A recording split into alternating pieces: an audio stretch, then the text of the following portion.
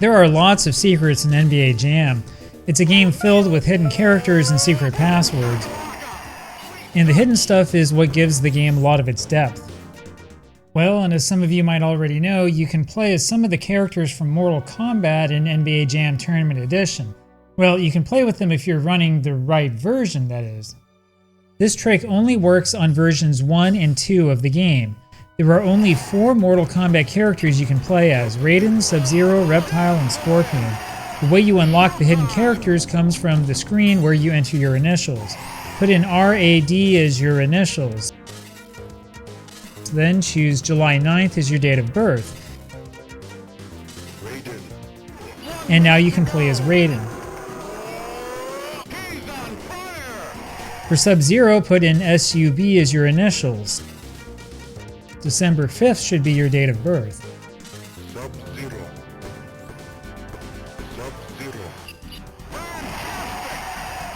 Next, for Reptile, put in RPT as your initials. And then November 11th as your date of birth. Reptile.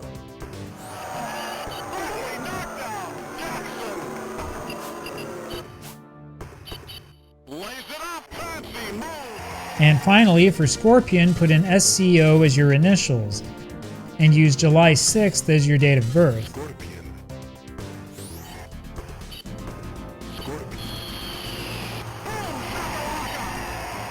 Now, you can't use any of their special moves, of course. It's basically just a sprite swap, which means it's kind of underwhelming. In fact, if you know your Mortal Kombat lore, you know that Sub-Zero, Scorpion, and Reptile are basically the same guy.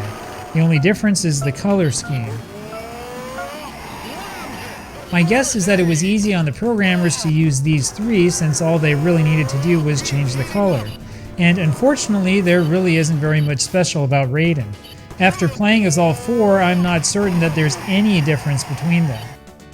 Anyway, it's kind of a gimmick, and it's the kind of thing that would get kids excited back in the day. You see, Mortal Kombat was all over the news in early 1994 when NBA Jam Tournament Edition was released. In December 1993, a number of US senators began an investigation into violence in the video game industry. This investigation was headed by Senator Joseph Lieberman of Connecticut. Now, as you might already know, the hearings resulted in the establishment of the Entertainment Software Rating Board and the general rating schedule that you see here. And of course, none of that really seems like a big deal today. It's kind of hard to remember just how controversial all of this was back in late 1993 and early 1994, but honestly, back then this was really big news.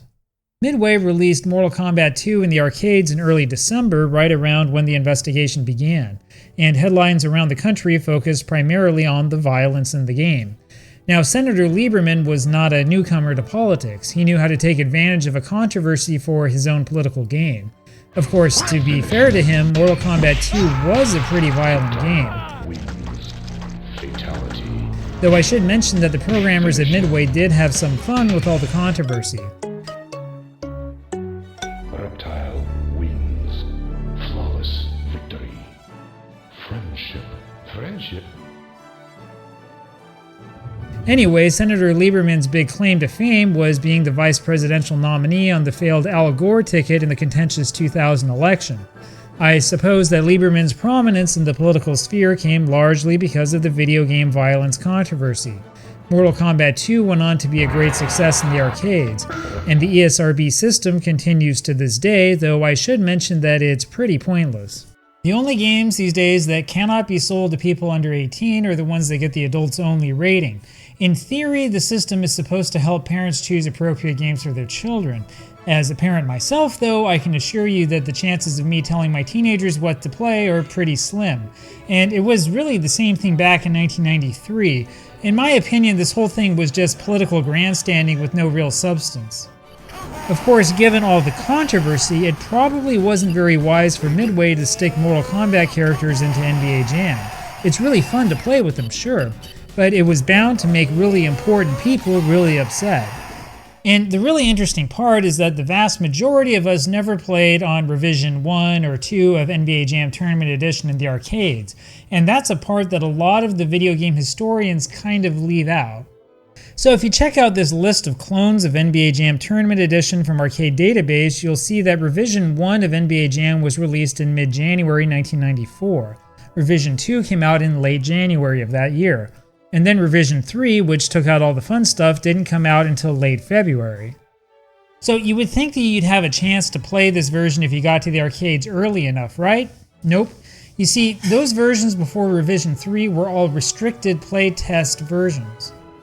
After searching and searching, this February 13th, 1994 photo from a newspaper in Hammond, Indiana is the earliest mention I could find of NBA Jam Tournament Edition.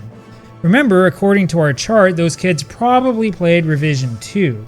The next newspaper mention I could find was this from the Sacramento Bee on March 11th, 1994. This blurb specifically states that Tournament Edition had not been released yet and that it was due out later that spring. According to the chart, that date puts us squarely into Revision 3 territory. The first newspaper advertisement featuring NBA Jam Tournament Edition that I could find was this one from a Kentucky newspaper on March 22nd.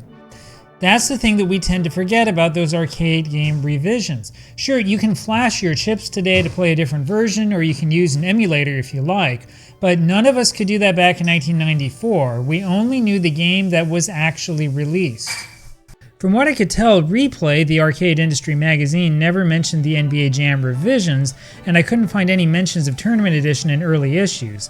There was only this awkward Mortal Kombat 2 ad from January 1994. The earliest mention in Replay of Tournament Edition that I could find was this ad from April 1994, again firmly in Revision 3 territory. Of course, if you know your video games, you know that magazines like Replay aren't really designed for the history of the games. They were mostly concerned with the industry itself, like how to make money from your arcade, stuff like that. It's the gaming-specific magazines that have the real coverage. This blurb comes from the March 1994 edition of Video Games Magazine, the old Larry Flynt publication from the US. Notice that the 4 Mortal Kombat characters are mentioned specifically in this preview. The next Tournament Edition mentioned in that magazine didn't come until later that summer. This comes from the June issue, for example. And we're told here that the Mortal Kombat characters only appeared in the test market machines, or the early revisions. Because the NBA requested it, the 4 characters were taken completely out. Yeah, the NBA was no fun back in those days, but this was obviously going to happen. Like I said, Mortal Kombat was big news in early 1994, bigger than we can imagine today. That was really the second golden age of arcade gaming, and Mortal Kombat was one of the big combatants. But the political attention paid to the violence of Mortal Kombat was always going to make the NBA upset. And there was a lot more political attention here than just Senator Lieberman. Now, the sad thing is that the NBA asked for a few other hidden characters to be removed from Tournament Edition. You can only play with these on the earlier revisions. For example, put in GRM as your initials. Then choose October 31st as your date of birth. You can now play as the Grim Reaper. Unfortunately, it's really just a skin. The characters aren't scared of him or anything. If you put in your initials as KNG, and then January 16th is your date of birth, you get to play as Congo the Gorilla. It's just a guy in a gorilla mask, but it's pretty bizarre.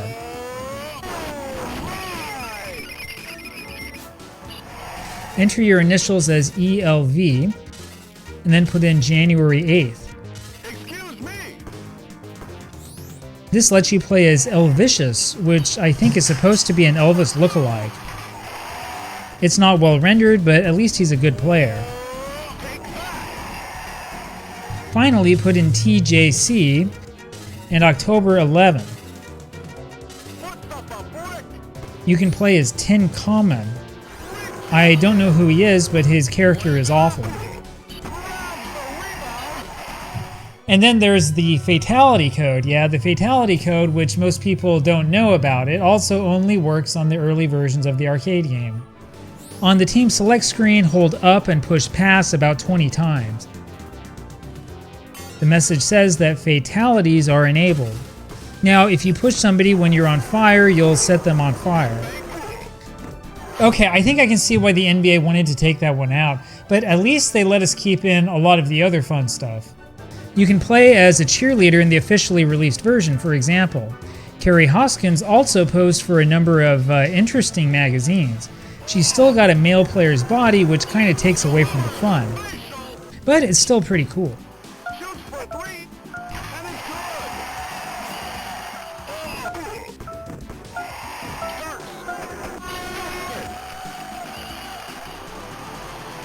And there's something like 60 other hidden players you can choose from in the arcade version, plus all the other extra players in the home versions.